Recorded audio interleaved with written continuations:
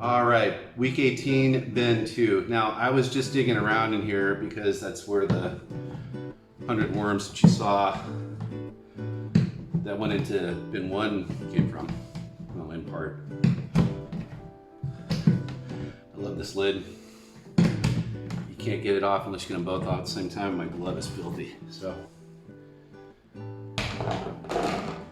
All right, so as you can see, I was already digging around in here. The leaf cover was doing really well, and castings are still kind of moist, not nearly as damp as they were last week in week 17, but they're still, they're still moist. You can see castings up here along the side, which means we've had some traffic.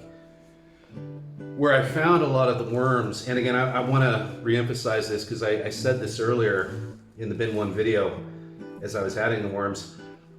Both Noel Davis from World Composting and AV have been speculating for a while that with regard to African night crawlers in the presence of newborn babies, the larger size adults will shrink in size. Well, I have to say, if you take a look at this area of the feeding, that is completely true. Now, that right there, at this point in time, is a large size adult. But that's because we've got all these smaller guys going on, and in fact, there's one on my index finger that's even smaller.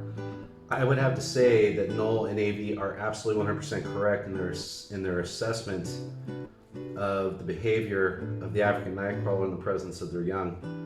They really do shrink in size. Now, I just got through putting roughly 100 in bin 1. The lid is off, and there's a pretty decent leaf cover on it.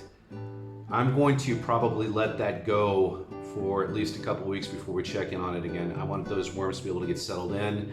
It's really mushy, it's really nasty, and it's probably going to take them a little while to start working through those materials. So in the meantime, that'll give me an opportunity to really kind of stay focused here on bins 2 and 3 to get this stuff dried up. It's not that we won't check in on bin 1, but I may do it off camera and just report to you guys on it as time goes on. But as you can see, the worms look really healthy, but the castings, this is still really mushy stuff. So it's going to take a little while to work out. And the other thing is, until my new grinder gets here, this is the food, by the way, just to let you know. They have not processed through it because it's cold season. They're not going to process through things as fast. But as soon as my grinder gets here, I am going to work some more bedding into this system.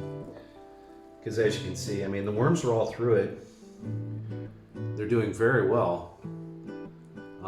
But the problem is, it's mud. It's just not something that's workable as far as being able to harvest right now. So the lids are going to come off of this again. They already were off for 5 days. I only had them back on for the past couple days because of the rain and the cold. And as you can see, they haven't even really worked through the food they were given back in week 17. So we're just going to put a leaf cover on this right now. And I apologize for not doing a more thorough inspection with you guys on camera. I've already kind of dug through this though, as I was getting the worms for bin 1. And so I think what we're going to do is we're just going to level things out. And we're going to put a nice little leaf top on here. And we're going to just let it rest for the next week. And we'll check in on them again in week 19. But right now, I want to get this dried out as best I can. And I really think probably the best way for me to do that at this moment in time is just going to be to leave the lids off and just keep a nice leaf cover on top to keep them warm. They've really been occupying the top layers during this cold season when the leaf cover is on, so I want to encourage them to continue to do that because they'll just continue to work their way down as they need. This literally is all the leaves that came out of bin 1. I was trying to occupy all the headspace in here with a lot of extra leaves to get it to go thermophilic, which it never did.